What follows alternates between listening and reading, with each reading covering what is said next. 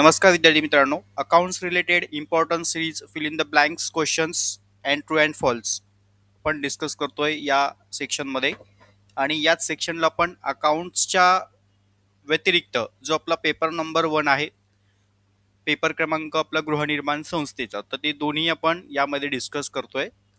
चला, प्रत्येकाने व्यवस्थित कन्सेप्ट समजून घ्या. when dash dash end and dash dash start. Okay, so when accounts end and auditing start, so हे त्याचं आन्सर आहे. Second, NPA are applicable for district central cooperative bank from the year. Okay, so कोणत्या इयरला त्या ठिकाणी NPA applicable झाला district central बँकला? तर 1992ला. Okay, so contingent liability should be show in. Contingent liability आपण कुठे शो करतो? तर बॅलन्स शीटला. Okay, so point is clear. Then second, carriage outward should be the show in. तर कॅरेज आउटवर्ड असेल तर कुठे आपण शो करतो? Debit side profit and loss account. It is very important fill in the blanks questions. Okay, so then second question, profit and loss account and balance sheet of cooperative society should be the prepare in. so कोणत्या format मध्ये ते prepare करतात? तर in format मध्ये. Okay, so question is clear. Then second question, cash book does not show dash dash balance. so cash book does not show credit balance. Goodwill is dash dash and dash dash asset. So goodwill is invisible and intangible asset. Okay, पुढे, cash account has always a dash dash balance. So cash account has always debit balance. So then after, the debentures holder are dash dash of the company. So debenture holders are the company creditor of the company. Okay, then second question, dash dash discount does not appear in the books of account. So answer is trade discount. Okay, so point clear. Then after, the balance sheet is not an dash dash but is statement. The balance sheet is not account but is a statement. Okay, so true and फॉल्सला पण तुम्हाला हा questions त्या ठिकाणी विचारला जातो. So ही गोष्ट या ठिकाणी क्लिअरपणे समजून घ्या. अगदी इम्पॉर्टंट सिरीज क्वेश्चन मी यामध्ये ॲड आउट केलेले आहे, जे तुम्हाला परीक्षेला जाता जाता महत्वाचे आहेत. त्यानंतर सेकंड क्वेश्चन आपला, dash dash is the interest of the owner in business. So any equity interest is the interest of the owner of business. Okay, dash dash is a list of balance of all ledgers account in cash book. So trial balance is a list of balance of all ledgers account in and accounts and cash book.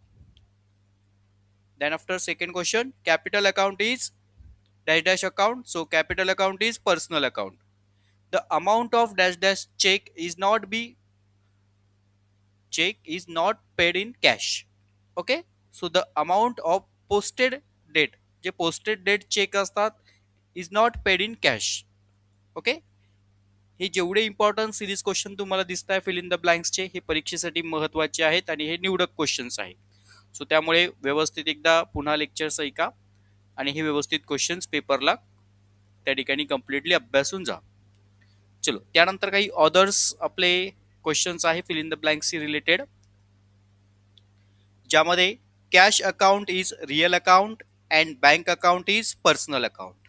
Okay, so bank overdraft is show to the liability side. बघा, bank overdraft आपण कुठे show करतो?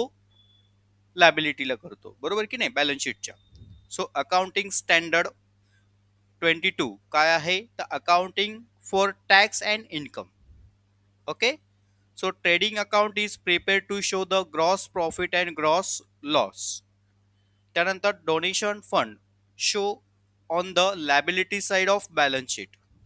Balance sheet is a prepared in vertical form मध्ये. Okay, the amount of cross check is not paid in cash. Cross चेकची जे काही amount असते ती खात्यामध्ये जमा केली जाते. Okay, gross profit ratio, gross profit upon net sale. Net profit ratio, net profit upon sales into 100. Okay, and current ratio formula, current asset upon current liabilities. एवढे इम्पॉर्टंट सिरीज क्वेश्चन्स आहे fill in the blank साठी second paper अकाउंट्सच्या related. Okay, point is clear. Then after जे काही important series true and false असतात ते आपण यामध्ये कव्हर अप केलेले आहे. बघा, trade discount is record in the books of account, it is false. Okay, so dividend is paid out from the profit, it is true. Computer account is save time, answer is true. Goodwill is intangible asset of the business, answer true.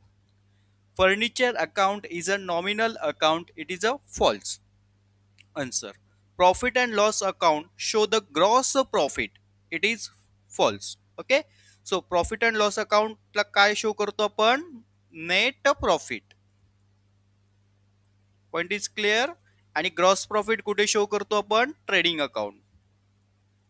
Point is clear. Then after second question, cash discount does not show in the books of account, answer is false. Cash account always show debit balance, answer true. Shareholder are the owners of the company, answer is true. Closing stock is valued at a cost market price whichever is less, answer is true. Goodwill is a tangible asset of the business. बघा, goodwill काय आहे, intangible आहे, बरोबर. But आता इथे answer मध्ये तुम्हाला काय म्हटलंय, टेंजेबल म्हटलंय. आपण आता इथे वरतीच पाहिलं होतं ना, गुडविल इज इनटेंजिबल ॲसेट, बरोबर. आता इथे काय विचारलंय, फक्त टेंजेबल विचारलंय, म्हणून याचं उत्तर आहे false. Closing stock is valued at a market price, answer is false. Receipt and payment account show the amount of profit earned of loss suffered. Okay, त्याचा आन्सर आहे false.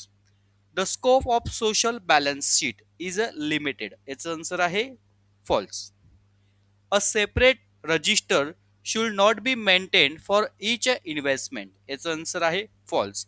हे इम्पॉर्टंट सिरीज क्वेश्चन होते, true and false and fill in the blanks question, paper number second. Okay, point is clear. Then after आता आपण paper number जो आपला first आहे, housing society related. Okay, ज्याला आपण सहकारी गृहनिर्माण संस्थांचे व्यवस्थापन असे म्हणतो. सो त्याच्या रिलेटेड आपण काही महत्वाचे तुम्हाला वन लाइनर सिरीज क्वेश्चन जे आपल्या बॅचच्या विद्यार्थ्यांना आपण दिलेलेच आहेत, त्यांनी ते व्यवस्थित अभ्यासा. त्यानंतर आता परीक्षेला जाता जाता काही महत्वाचे आपण त्यामध्ये सिरीज मध्ये घेणार आहोत. बघा, फर्स्ट मध्ये आपण सहकारी गृहनिर्माण संस्थांचे मासिक देखभाल शुल्क थकीत झाल्यास निबंधकांच्या रिलेटेड असलेला जो काही कलम आहे वसुलीच्या संदर्भातला संस्थेच्या रिलेटेड, तर आता जो नव्याने कलम ऍड आउट केलेला आहे तो कलम 154(ब)(29) अन्वय व कलम 101 नुसार आपण काय करतो, थकबाकी वसुलीचा दाखला त्या ठिकाणी निर्गमित करत असतो. म्हणजे निबंधक अधिकारी वर्ग या कलमानुसार वसुली दाखले त्या ठिकाणी देतात. आता हा नव्याने ऍड आउट झालेला आहे क्वेश्चन मध्ये. त्यानंतर मोफा म्हणजे महाराष्ट्र ओनरशिप फ्लॅट ऍक्ट. त्याच्यानंतर पुढचा क्वेश्चन, सहकारी संस्थेचे संचालक मंडळाची बैठक महिन्यातून किमान एकदा तरी ती झाली पाहिजे, म्हणजे एका वेळी त्या ठिकाणी ती घेतली गेली पाहिजे किंवा ती झाली पाहिजे जी बैठक आहे, म्हणजे ज्याला आपण सभा म्हणतो. ओके, मासिक देखभाल शुल्काच्या वसुलीकरता निबंधकांकडे यू फॉर्म मध्ये अर्ज सादर करणे आवश्यक आहे. त्यानंतर पुढे सहकारी गृहनिर्माण संस्थेच्या कामकाजाकरता जो नव्याने कलम त्या ठिकाणी ऍड आउट केलेला आहे, कलम 154(ब)(29). परीक्षेला जाता जाता हे महत्वाचे सिरीज व्यवस्थित व्हिडिओ बघून जा. सहकारी गृहनिर्माण संस्थांचे फेडरेशन नोंदणी करता किमान 5 सहकारी संस्थांच्या गृहनिर्माण संस्था त्या ठिकाणी आवश्यक आहे. संस्था नोंदणीनंतर जी तात्पुरती समितीची त्या ठिकाणी जी संचालक समिती असते, जिला आपण हंगामी समिती देखील असं म्हणतो, हा पॉइंट लक्षात ठेवा. तिचा कालावधी किती असतो, 1 वर्षापर्यंतचाच असतो. लेखापरीक्षण अहवालाचा दोष दुरुस्ती अहवाल संस्थेने निबंधकांकडे 90 दिवसाच्या आत सादर करणं आवश्यक आहे. विशेष सर्वसाधारण सभा आयोजित करण्यासाठी संस्थेच्या किमान 1/5 सभासदांनी चेअरमनकडे निवेदन करणं आवश्यक आहे. हा इम्पॉर्टन्स क्वेश्चन आहे, व्यवस्थित वाचून जा. सहकारी संस्थांचे आर्थिक वर्ष 1 एप्रिल रोजी सुरू होते आणि समाप्ती म्हटलं तर 31 मार्च लक्षात ठेवा. आणि आर्थिक वर्ष म्हटलं तर मग 1 एप्रिल ते 31 मार्च असे हे तीनही क्वेश्चन तुम्हाला सेपरेटही विचारले जातात. Okay, point is clear. Then after second question, थकबाकीदार सभासदांविरुद्ध वसुली दाखला मिळवण्यासाठी कलम 154 ब 29 खालील अर्ज करणे आवश्यक आहे. हा पॉइंट यामध्ये लक्षात ठेवा. व्यवस्थापक समिती सभासदांची जी काही निवडणूक असते दर 5 वर्षाने घेतली जाते. त्यानंतर सभासदांच्या हकालपट्टीसाठी कलम 35 अन्वये कारवाई करणं आवश्यक आहे. ज्या व्यक्तीने संस्था नोंदणीसाठी करावयाच्या अर्जावरती सही केलेली असते अशा व्यक्तींना आपण काय म्हणतो, संस्थेचे मुख्य प्रवर्तक असे म्हणतो. ओके, पुढे सन 2014 सहकारी गृहनिर्माण संस्थांचे नवीन आदर्श उपविधीचे मॉडेल प्रसिद्ध करण्यात आले. त्यानंतर संस्थेच्या हंगामी समितीचा कार्यकाल जो आपण वरती मगाशीच पाहिला 1 वर्षापर्यंत असतो. थकबाकीदार सभासदाविरुद्ध यू नमुन्यामध्ये फॉर्ममध्ये अर्ज करणं आवश्यक आहे. हे काही क्वेश्चन्स रिपीटेड मुद्दाम घेतलेले आहे जे तुम्हाला परीक्षेला वारंवार विचारले जातात. सभासदांची हकालपट्टी कलम 35. संस्थेच्या सभासदाची नोंदवही आय नमुन्यामध्ये. पॉइंट इज क्लिअरपणे हा समजून घ्या, हा बऱ्याच वेळा तुम्हाला रिपीटेड झालेला क्वेश्चन आहे. संस्थेच्या प्रत्येक सर्वसाधारण सभेला एकूण सभासदांच्या 2/3 सभासद किंवा 20 सभासद यापैकी जी संख्या कमी असेल तितकी सभासद हजर राहिल्यास गणपूर्ती होईल. ओके, यामध्ये आपल्याला 20 सभासद लक्षात ठेवायचे आहे. संस्थेने सभासदांची नोंद पुस्तिका नमुना आय फॉर्म मध्ये ठेवणं आवश्यक आहे. विशेष सर्वसाधारण सभेची नोटीस जी आहे ती 5 दिवसाआधी देणं बंधनकारक असतं. संस्थेचे अध्यक्ष आपला राजीनामा कोणाकडे सादर करतात, तर ते संस्थेचे अध्यक्ष असतील ते राजीनामा समितीकडे किंवा सचिव याकडे निबंधकांकडे स्थितीनुसार ते देऊ शकतात.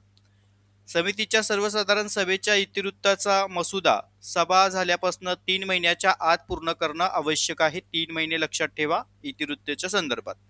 निवडून आलेल्या समितीचा मावळत्या समितीचे एकत्रित सभा गठीत झाल्यापासून 15 दिवसाच्या आत ती घेणं आवश्यक आहे. हा पॉइंट यामध्ये लक्षात ठेवा.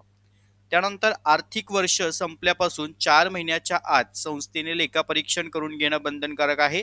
सो 4 महिने पॉइंट इज लक्षात ठेवा.